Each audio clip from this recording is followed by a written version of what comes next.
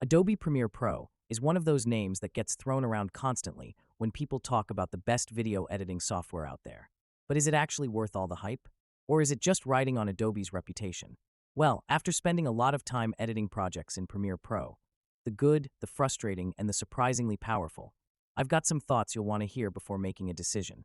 And by the way, make sure you stick around until the end, because there's one feature people barely talk about that could actually save you hours of editing time if you know how to use it right.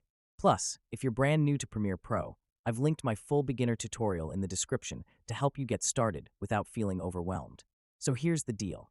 Adobe Premiere Pro is hands down one of the most advanced, flexible editing tools on the market right now. You can do everything from basic cutting and trimming to full-on cinematic projects with visual effects, multi-camera editing, color grading, audio syncing, subtitles, captions, you name it. And unlike a lot of beginner editors, Premiere Pro doesn't box you in.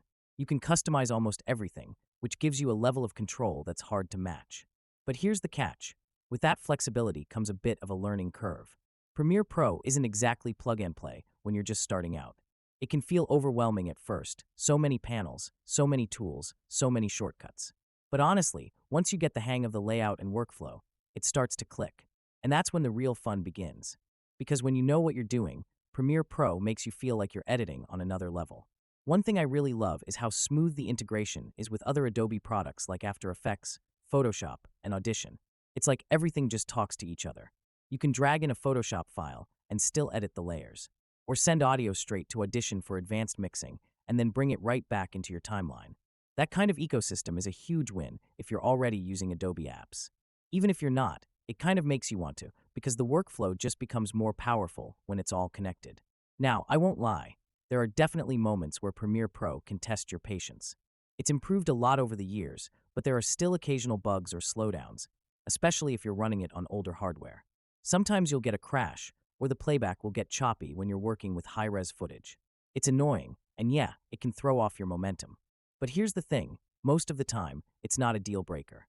Adobe rolls out updates constantly, and if you tweak your settings and know how to optimize your system, you can avoid most of the big headaches.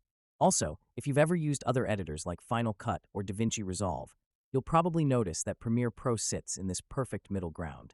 It's more customizable and professional than the beginner stuff, but it doesn't feel overly niche or specialized either. It works for YouTube videos, social content, documentaries, weddings, client work, you name it. That's one of the main reasons I keep coming back to it. It's not just a tool, it's a full creative environment. Another underrated thing about Premiere Pro is how much time you can save once you start using keyboard shortcuts, presets, and adjustment layers the right way.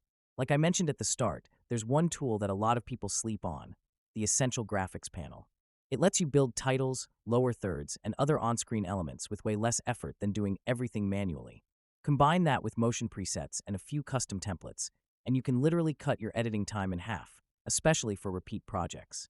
And that's exactly why I always tell people, don't judge Premiere Pro by your first few days using it. It's like a muscle.